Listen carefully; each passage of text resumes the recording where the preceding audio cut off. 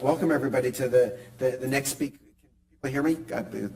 The next speaker in the speaker series for thank you for our strategic planning process, talking about the future of medicine.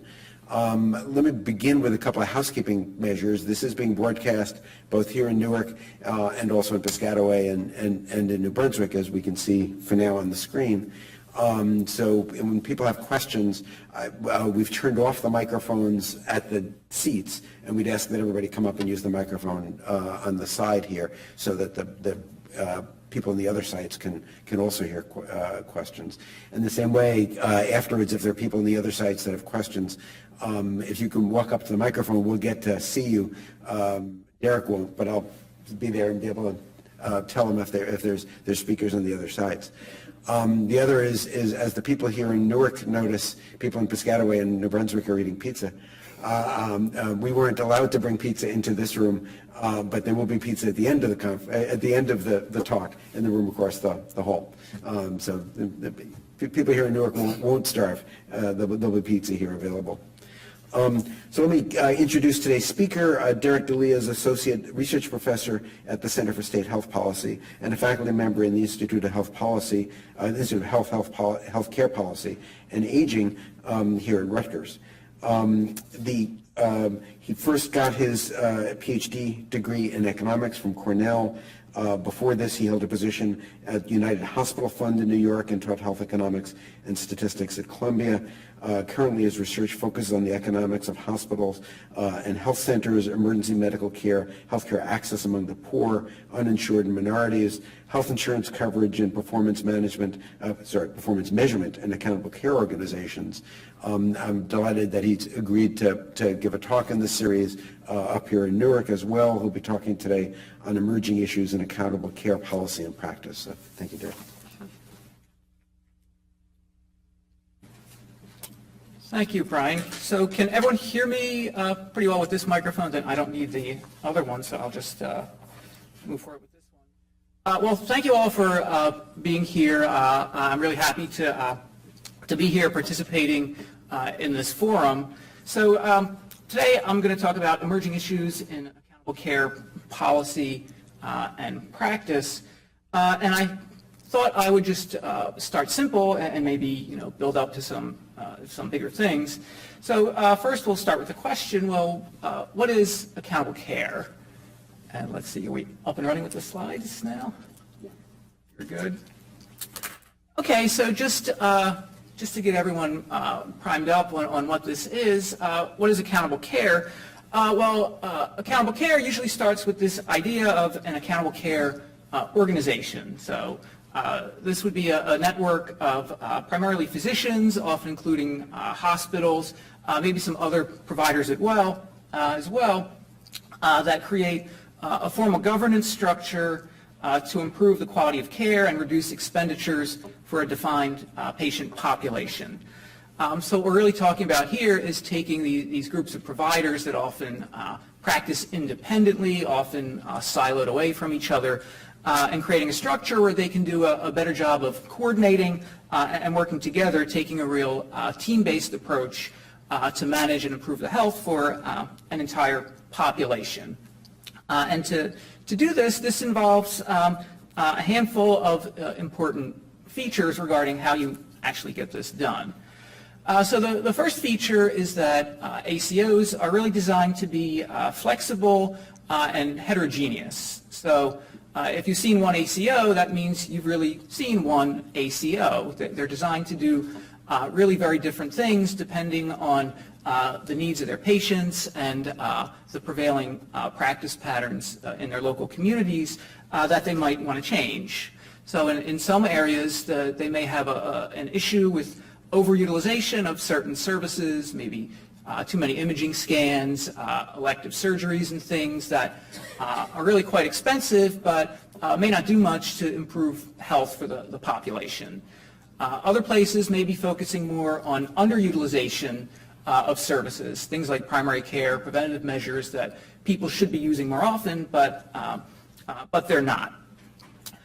So every ACO is going to do things a little bit differently. And I think one of the nice things about the ACO is being a very large group of providers with a formal governance structure is they can do lots of different things simultaneously.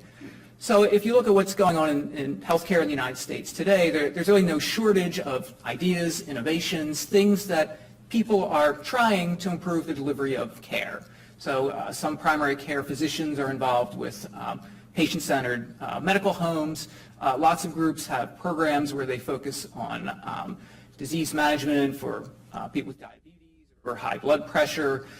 Some places are focusing on things, some really out-of-the-box thinking, like community paramedicine, where you take the paramedic workforce. If they're not busy dealing with immediate emergencies, you could use them to help provide primary care to individuals in the home, people who just aren't getting what they need on a regular basis. These are all things that can sort of take place on their own, but if they take place within an ACO can take all these different innovations, mix and match in a way that makes sense for their local communities, and hopefully put it together in a way that's coherent and successful for their population for which they're responsible. Another key feature within ACOs is this idea of shared savings. So the ACO would work with a payer like Medicare, private insurance, maybe Medicaid, and say, well, if we do a good job of keeping people healthy and we're reducing the amount of money that you have to spend to pay for their care, you should share some of the savings with us. And this way the ACO gets some resources to support the new innovative things that they're doing, and you move toward aligning the payment incentives. Instead of paying providers just to do more and more volume, you pay them to get better outcomes for the patients. So that's what shared savings is, and sometimes I'll use the term gain sharing just interchangeably with that. So that's the first question, what is accountable care? The natural second question is, can this really work? Okay, it sounds nice in theory, and lots of people are quite optimistic. They say, yes, this is what we need to do. But there are some skeptics out there who say, well, no, we have reason to believe this is not going to work very well. And there are a handful of reasons that are offered for some of the skepticism. One is that ACOs are still embedded within this larger fee-for-service reimbursement system. So even in ACO, providers are still mostly paid more money for doing more services. And that's really clear, almost immediate. That's compared with this idea that we're going to go through all this work and this trouble to rearrange the way we provide care, and maybe, hopefully, if it works out, sometime next year there'll be savings, and maybe we'll get a little slice of the pie that comes from the savings. Okay, so if you're skeptical about this, you would say, well, fee-for-service is still fee-for-service, and it's quite a powerful incentive to not change very much of what you're doing right now. Also, there have been prior demonstrations that looked at concepts similar to ACOs, the idea of getting providers, mostly physicians, to try and change the way they do business, offer shared savings for improvements and lower spending. Most prominent demonstration was the Medicare physician group practice demonstration, which many found to be disappointing. Some physicians did pretty well. They earned some savings, but a lot didn't, and many looked to this demonstration as evidence that we might want to ratchet down our expectations about what we think ACOs are going to be able to achieve.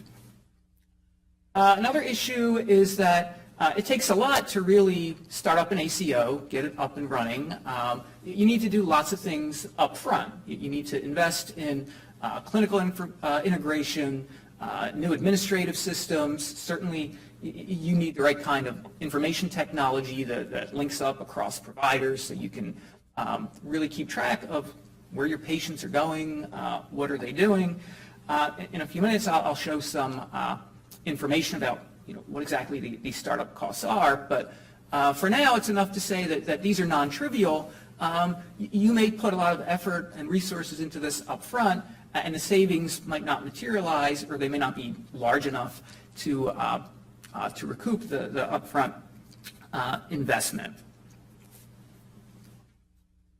Okay, but still, I'm an economist, so economists are known for saying, well, on the one hand and on the other hand, so I'll lift my two hands and say, on the other hand, this could work, at least in certain areas where we know healthcare is highly fragmented, it is extremely inefficient and expensive, and there are parts of the country where there really seems to be quite a bit of low-hanging fruit that these ACOs could pick and make some real improvements within the health system.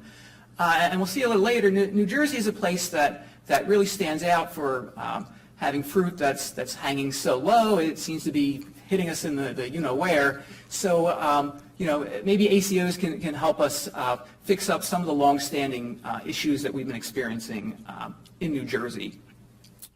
Then eventually, even if there is low-hanging fruit, if you do this well, the low-hanging fruit gets picked, you become more efficient at delivering care.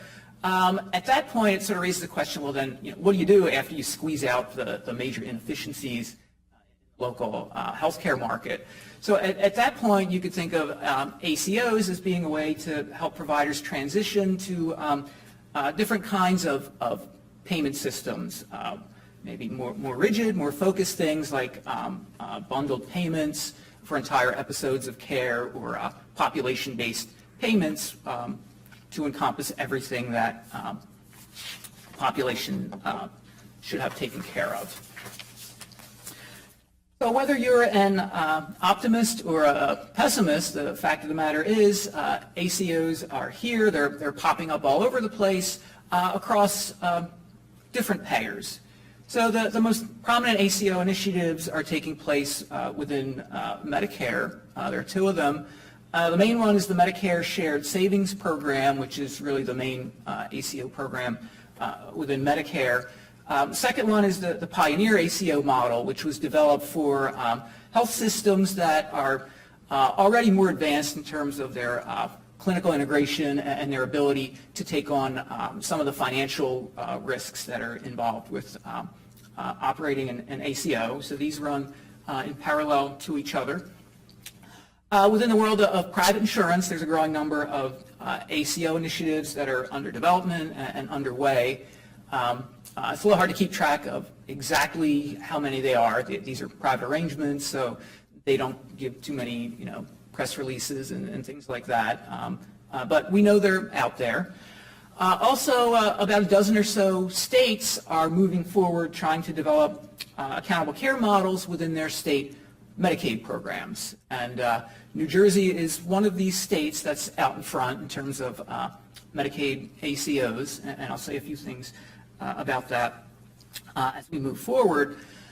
So all these different initiatives across the different payers, they all have something in common. They have common goals. They want to create incentives, provide resources to provide better care at lower cost, or at least slow down the rate of cost growth in these programs. But the way you actually go about doing it, the details of implementation, regulatory details and things like that actually vary quite a bit across these different programs. And along the way, I'll point out some of the salient and important differences. So this idea of accountable care, lots of people will often look at this, think about what the goals are, what they're supposed to do, and they say, well, this kind of sounds familiar. Isn't this the kind of thing that we thought managed care was supposed to do back in the 1980s and 90s? Well, what's so special about this? Is it the old wine in the new bottles kind of a criticism?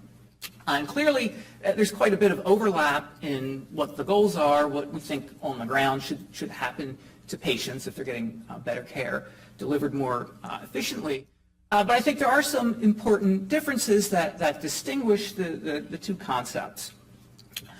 So the first one is that managed care always had this kind of a top-down feel to it. So you have a health plan that says, well, we're going to rearrange the way care is delivered, what the incentives are, how we pay for care. We're going to have capitation contracts and all kinds of other things. We're going to tell the providers this is how we would like it done.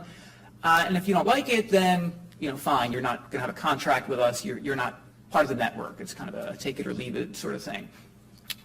ACOs are designed to be more bottom up. You have a group of providers that says, well, here are some new ideas that we would like to try. We're going to get together. We're going to decide how we do this, what kinds of patients and metrics we'd like to target. And then we're going to go to the health plan and say, well, we have this great idea. We think we can do things better, save you some money. If we do it, you should share some of the savings with us. So ACOs, at least in theory, a little more organic in terms of what the providers would like to do. There are some differences in how managed care interfaces with accountable care across the different payers initiatives. So in Medicare, there are no ACOs involved with Medicare Advantage, which is the managed care portion of Medicare. CMS has taken the view that ACOs are supposed to help us reconfigure the way we do fee-for-service Medicare, and Medicare Advantage is going to just sort of keep doing what it's doing on a parallel track, at least for now. Excluding managed care doesn't really work outside of Medicare because managed care is so prevalent in the private sector and particularly in Medicaid. New Jersey, for example, over 90% of the patients are in some kind of Medicaid managed care plan, so you really can't exclude managed care if you want to do an accountable care initiative. So this raises the question, how should ACOs interface with health plans? They do overlapping things, but maybe some things can be partitioned out in terms of division of responsibilities. So the first division has to do with the way you bear different kinds of risk. I like to think of this in terms of three buckets in which you place different kinds of risk. So the first is actuarial risk. So this refers to really the very random kinds of things that can happen to people every day, random, unpredictable things. People get into car accidents, people are unexpectedly diagnosed with cancer, with some kind of heart disease. These are things that, this is why we have insurance companies and actuaries to manage these kinds of risks that we know are out there, but really not predictable for individuals or even small groups of people. So health plans are the ones that are well positioned to manage actuarial risk. But then there's also clinical risk. So there's a risk that you have individuals with chronic illness, diabetics, people with hypertension. There's a risk that their condition is not going to be managed very well. They're going to have these acute episodes because they just didn't get the care they needed when they needed it. They're not taking their medications, or they're not taking it in the right dose, or it's interacting with some other medications they're taking for something else. And there's a risk that something really goes wrong that sends people to the emergency department for a hospitalization. These are the kinds of risks that providers are really in a better position to deal with. If they can get better organized, help people manage their conditions better, they can reduce, really minimize these kinds of risks that are really clinical in nature. Then there are also business risks. I mentioned all the startup costs that come with putting an ACO together. There's a risk that you put this stuff together, you put in some really honest hard work, but it just doesn't work out and you don't recoup the resources that you invested. Those are business risks that I think could be partitioned, partially underwritten by health plans that want to help ACOs get up and running. But I think mostly a lot of the business risks are going to rest with the ACO providers who decide they're going to take the plunge and try to make this work. Data management is another area where there could be a really clear division of responsibilities. Health plans are the ones that are really sitting on top of all this data that measures what exactly patients are doing, where they're going. Providers certainly have their own internal records on what happens when their patients come into their offices, but To do accountable care, to do coordinated care very well, you need to know what are the patients doing when they're outside of your facility. And this is something the health plans are going to know. Anything the health plan's paying for, they're going to know about that. So it can be really useful for the health plans to work with ACOs and give them routine data feeds telling them this is your population, this is what they're doing, give them alerts. These patients just keep bouncing from hospital to hospital, emergency room to emergency room. These are some people you might want to give some extra attention. And also, accountable care, to do it well, really requires a good deal of patient engagement and community engagement. It's not just doctors deciding we're going to do things differently, but doctors need to work with their patients to help them get more involved in self-care and chronic disease management and things like that. It seems like the ACO providers would be in a much better position to do this rather than the health plan, which is a little more distant from the patient's perspective.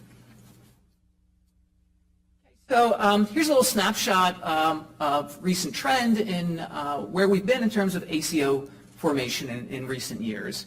So before 2010, most people probably didn't know what an ACO was, and that people really didn't use that terminology very much.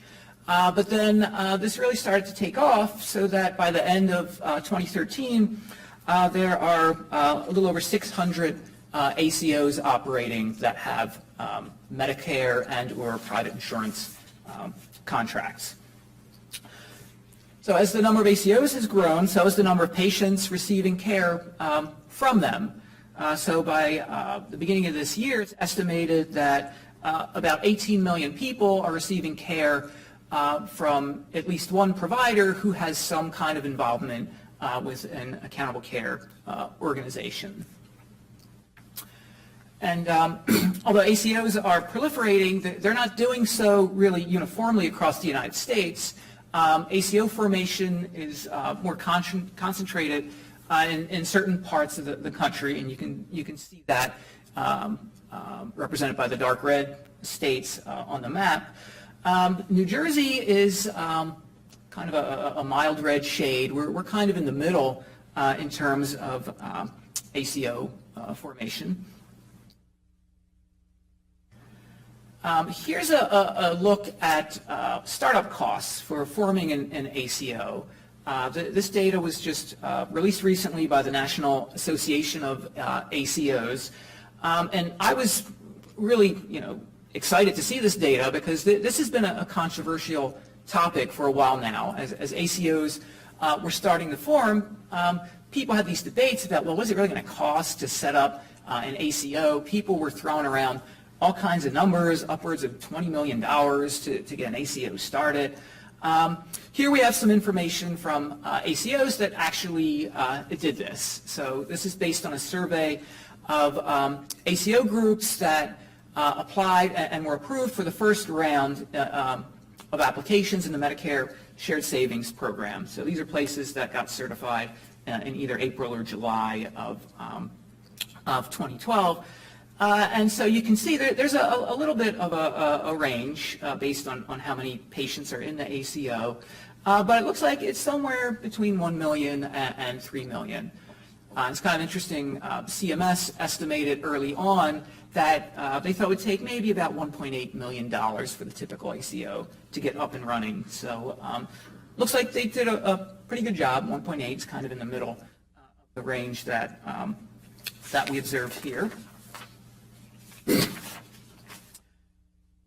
So at this point, I thought I'd take a little bit of a step back and talk about some broader issues, really some of the research foundations that have led to the conceptual development of accountable care and the formation of ACOs. I think this is really important for understanding why we have ACOs right now and what these ACOs need to do in order to succeed. So if you're like me, you do research in public policy issues, you're probably familiar with the idea of policy-driven research. You do research because you want to influence the way policy is conducted. In terms of accountable care, Harold Luft, in an article recently use this terminology of research-driven policy.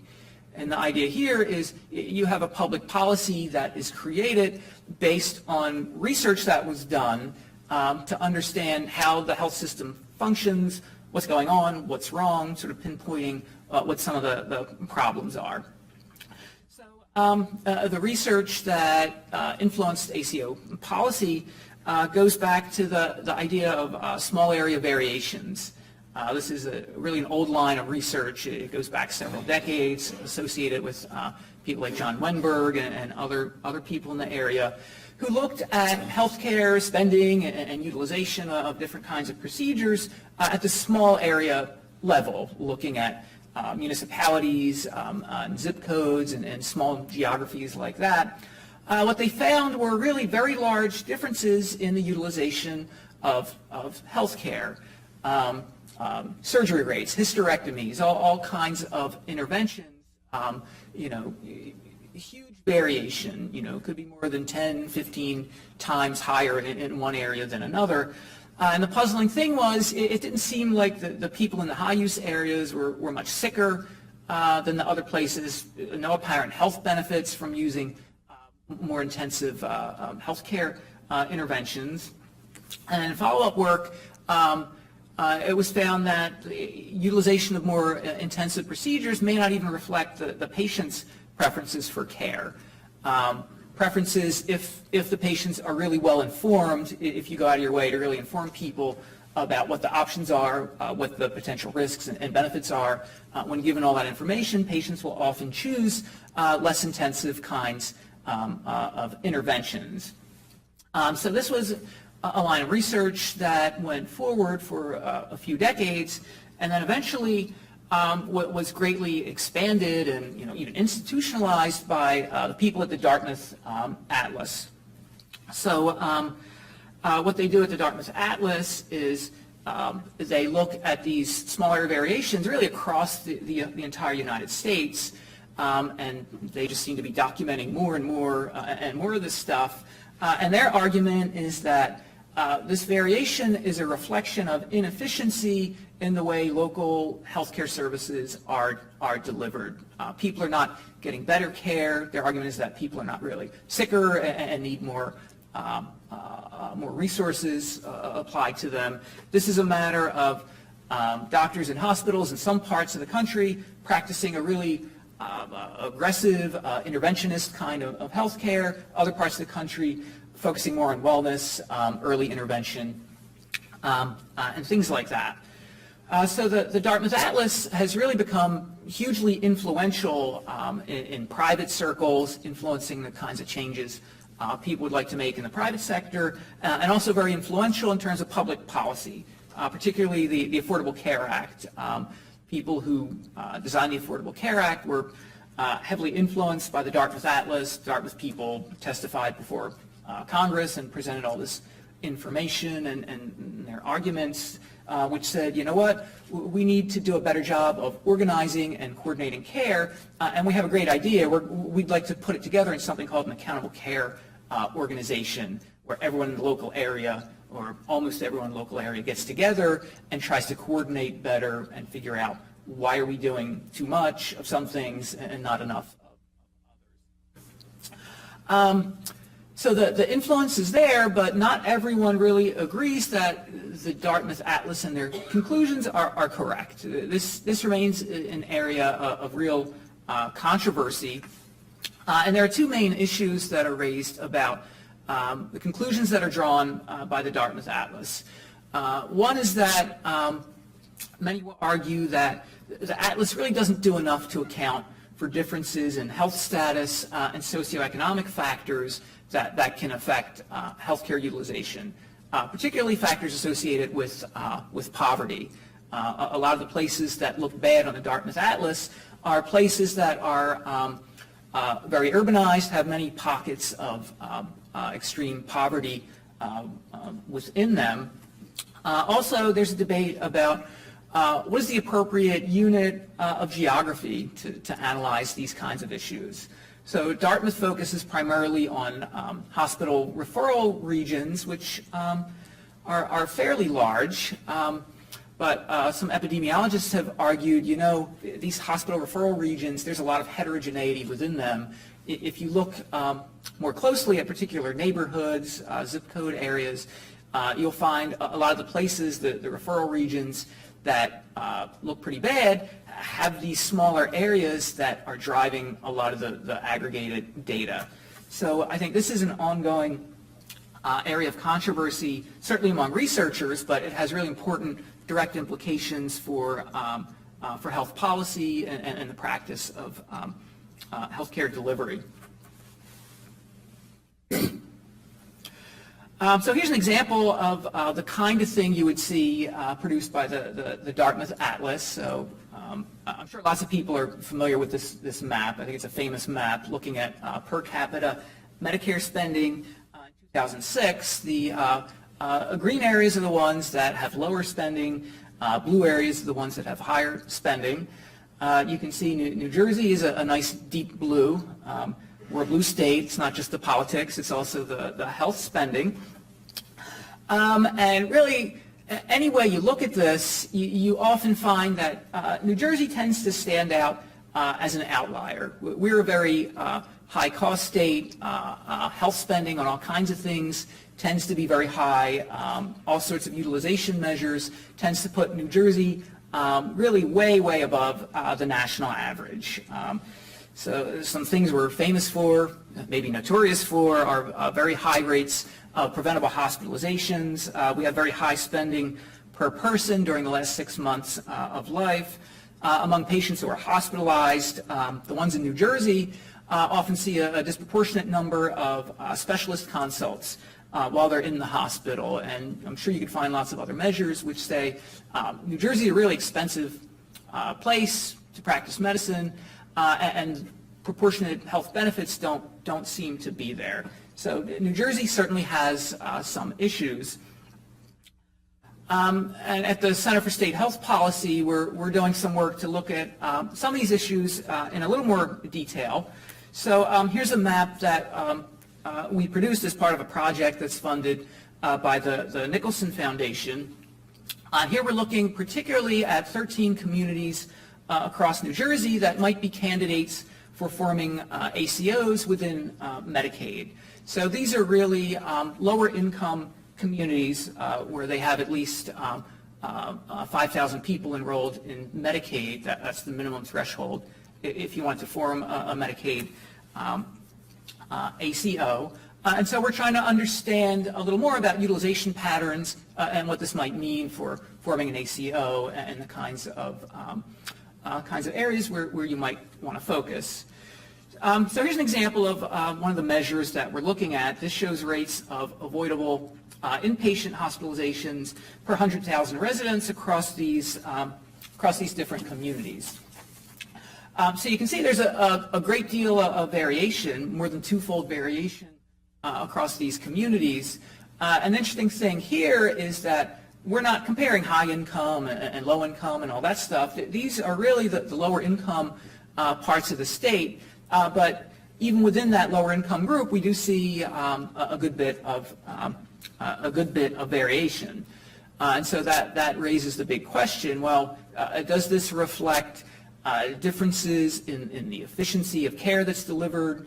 These are avoidable hospitalizations, so does this reflect something going wrong in the primary care settings in these areas? Or is this just capturing other levels of socioeconomic disadvantage that aren't measured in this data? So this is really ongoing work that we're doing at the center. We're assembling some data, looking in more detail at socioeconomic indicators and also measuring different aspects of the local health to hospital markets to see if we can tease out what's affecting what in terms of variation. Not quite ready yet, but when it's ready, maybe I'll come back and tell you about that. So let's see. Getting back to ACOs per se, the big idea behind an ACO is they're going to be held accountable for the care, the spending, and the outcomes of a defined patient population. And there are really lots of different ways you could define a population. I think I'm starting on a little short on time, so I'll skim through fairly quickly. The basic idea is you need to decide in some way who the ACO is responsible for. So in Medicare, they've taken the approach that we're going to look at utilization patterns, what people are doing anyway, and the people who use your services most frequently, they're the ones that you're responsible for.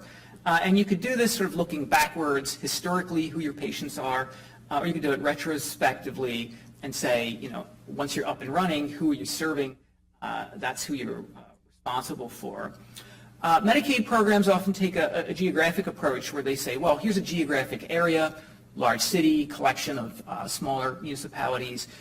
You're responsible for the care for everyone who lives in that geographic area, which is kind of challenging for the providers because if these people don't see you on a regular basis, you're still responsible for them. But that's the approach in Medicaid. We want you to take care of everyone who lives in that area. Some private plans are actually making the ACO providers part of a tiered network. You might pay lower co-payments if you use the services among the ACO providers. So I think that the big picture here is the way you define the relevant population really affects how the ACOs are going to operate and what some of the outcomes might be.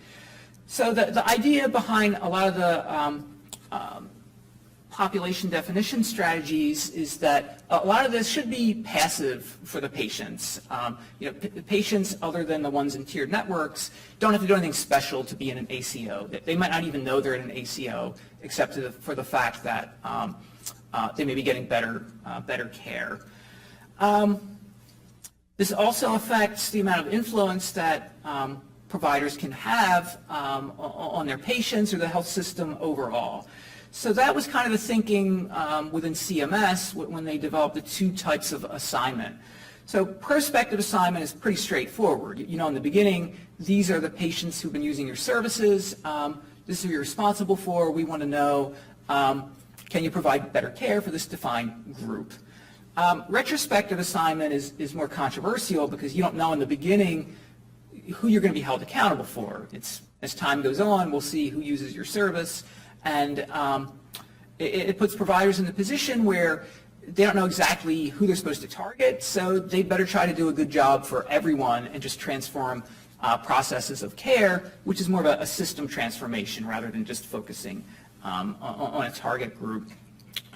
This also has implications for risk selection. So particularly in terms of these assignment strategies, if an ACO wanted to avoid higher risk individuals, they might form a network that says, well, we know certain providers attract a higher case mix of patients, so maybe we won't form an ACO with those providers, and you could leave out some of the sickest patients. Geographic approach in Medicaid really rules that out because you're responsible for everyone in that area, regardless of what their risk happens to be. Let's see, so speaking of risk, there are different ways ACOs could engage in risk bearing. First way is called the one-sided model, where the ACO, if it generates savings, gets to keep a portion of it, but they're not at risk for any financial losses if spending winds up going up. So this clearly provides protection for the providers, but puts the payer at risk for cost increases. Second model is called the two-sided model. So here, ACO would actually pay a penalty if spending goes up, but in exchange, they would get to keep a larger part of any savings that are generated. So clearly, this transfers risk from the payers to the providers. Providers might decide that this is how they want to approach it. So I want to say a few things about how savings are calculated across different arrangements, since this really drives what's going to happen to the ACO. So to do this, you would need to start with a measure of per capita spending for the relevant ACO population. And then from that, you can calculate what is the ACO savings rate. You take per capita spending during a baseline period, usually a couple years before the ACO got up and running. Compare that to what happens in the performance period, and then you'll get a savings rate. It was 5%, 6%, 0%, whatever it is, it is. To do this, you need to adjust the baseline for what you think the expected growth rate is going to be, or maybe you have a targeted growth rate. You have a specific goal. You say, you know what, if you can keep spending below 4% growth, we'll give you credit for actually saving us money we would have spent otherwise. Typically, these amounts are risk adjusted, but for a variety of reasons, they're not always, but generally you'd want to have some kind of risk adjuster for these quantities. One of the big issues that sort of drives what happens to ACOs in all this is the problem of random variation. So the issue here is that from year to year, average per capita spending could go up and down for a variety of random factors that have nothing to do with how well the ACO is coordinating and managing care. So from the payer's perspective, they're really worried about the potential for false savings. Okay, so just randomly, an ACO that didn't do anything special saw a decrease in their per capita spending. And then the payer would have to pay for those savings, and statistically we call this a type 1 error. And then there's a symmetric problem. The providers are worried about random spending increases that make it look like they increase spending when really they might have done a pretty good job of keeping spending down. This is what we call type 2 error. To deal with this, Medicare and some other payers have implemented what they call minimum savings rate thresholds. So this is a minimum percentage amount that you would have to exceed before your savings are counted as being real. So the threshold could be 2.5%, and then if an ACO came in at 2%, CMS would say, well, that's probably random variation, so we're not giving you credit for that 2% savings. So clearly, this reduces the chances of type 1 error, which is good for the payers, but it increases the chance of type 2 error, which is not good for the providers. So at the Center for State Health Policy, we've done some simulation analysis looking at these issues within the Medicare shared savings program. And so here what this shows is if CMS is working with an ACO that didn't save any money because of type 1 error, there's a chance it might have to pay out a reward in terms of apparent savings due to type 1 error. And you can see what the expected loss to CMS would be depending on the number of patients that are in the ACO. So this is a real problem for smaller ACOs. A little bit less of a problem in the two-sided model, but still a problem. Problem really starts to disappear as you move on to larger and larger ACOs where you can just measure things with more statistical precision. Here's an example of some simulations we did to look at the symmetric problem. So this is type 2 error. What if you had an ACO that really did do a decent job of reducing spending growth by 3%? Well, applying the rules that CMS uses to reward or not reward ACOs, we find that for an ACO with 5,000 patients, there's a 62% chance that this performance wouldn't be recognized in the one-sided model. A little less in the two-sided model, but still pretty large at 37%. And in the two-sided model, there's even a chance that this ACO would be charged a penalty for making spending go up, even though their true underlying savings rate was 3%. Chances of misclassification come down as ACO size gets larger, but still we see some non-trivial probabilities here that these places wouldn't get rewarded for saving 3%.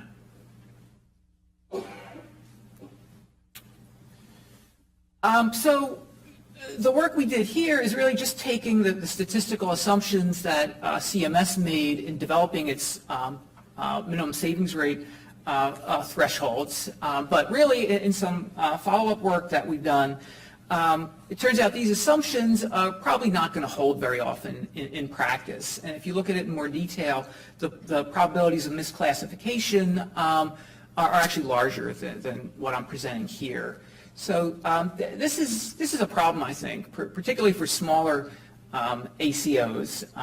Clearly, if you had really, really huge ACOs, then with a large number of patients, you measure with more precision, so the chances of misclassification go down by quite a bit. But then that can raise some other problems that are not statistical, but more as a practical or policy matter. There are some problems if you have ACOs that are really, really huge. One problem is that it might not always be possible to develop an ACO that's that large. This can be a problem in many rural areas or ACOs that are really trying to focus on very specialized populations. Economists always worry about what happens if you have large groups of providers working together. Raises all kinds of concerns about monopoly power and antitrust. When organizations get really, really big, you sometimes have coordination problems, too big to really coordinate in a meaningful way. And also you might get some free rider problems within the ACO. So you could have a situation where you have a huge ACO, hundreds of doctors, several hospitals. Some providers might not do very much to advance the cause of accountable care, but the way contracts work might receive some kind of a reward based on the hard work done by others. That creates all kinds of perverse incentives that economists and others really don't like.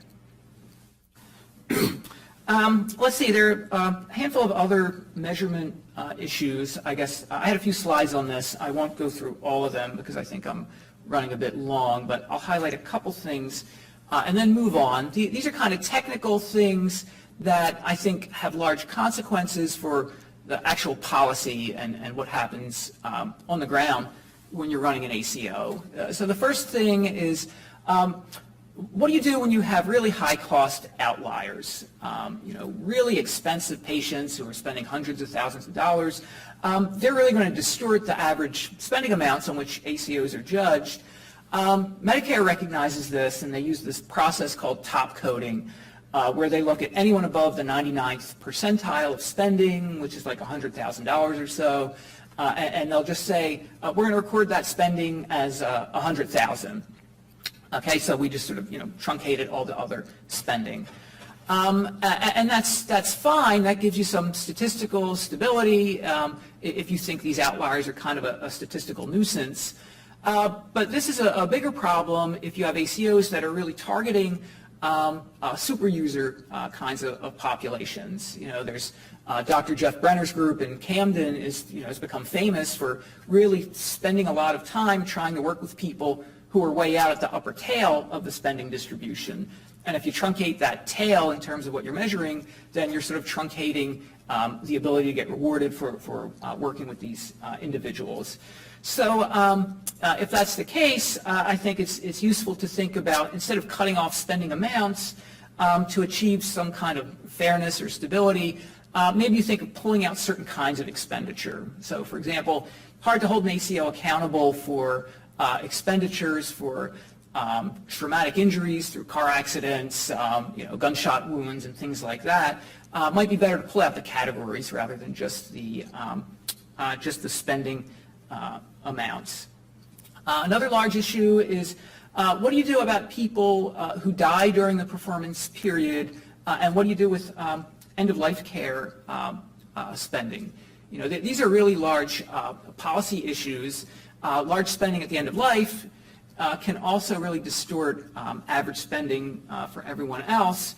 It's an area where we'd like people to improve care and become more efficient, but this is also an area that could be vulnerable to stinting on needed services if ACOs feel like they're under pressure to save a lot of money with this population. Medicare has come up with some rules for how they handle spending for people at the end of life. I think they're really complicated. I'm not sure what they accomplish, but CMS has even said in its regulations, we're not sure what to do with this. This is evolving. We're going to have to look at this and try to do better as we gain some experience with this kind of thing. Another issue, it's really a statistical issue, is how do you measure the allowable spending growth? Two ways to do this. One way is take the ACO and compare it to some kind of comparison group or an outside trend, which is okay, but the point I want to make is that nobody knows what this is going to look like before the fact, and so it just adds another layer of random variation to all those error calculations that I presented earlier.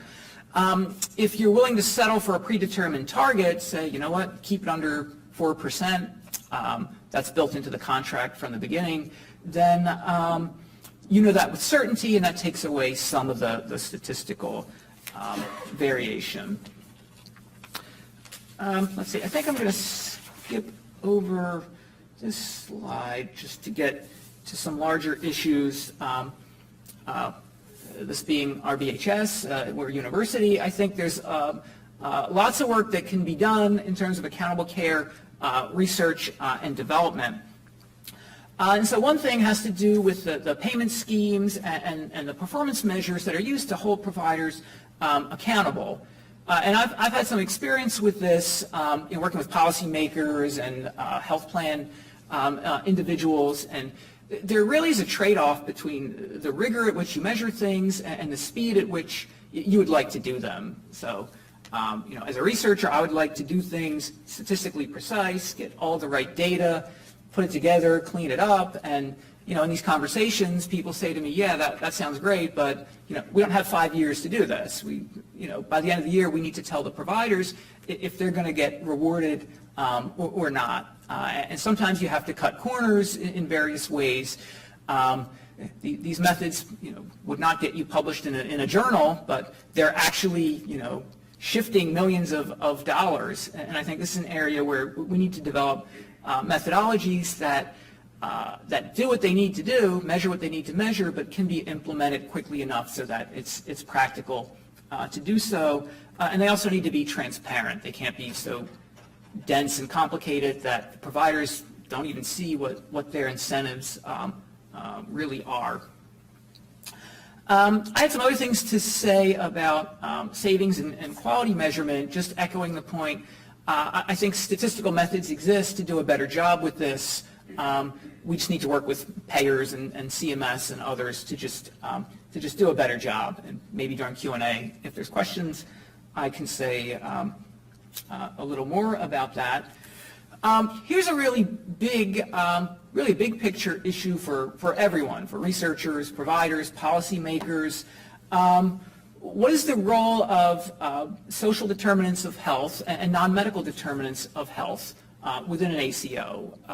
There's a large research literature that says social determinants are really large drivers of utilization and healthcare spending. And oftentimes this is discussed in the context of poverty.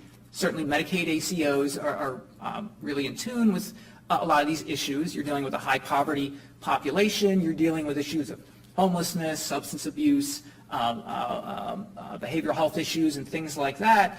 But I think this is probably not confined just to low-income Medicaid populations.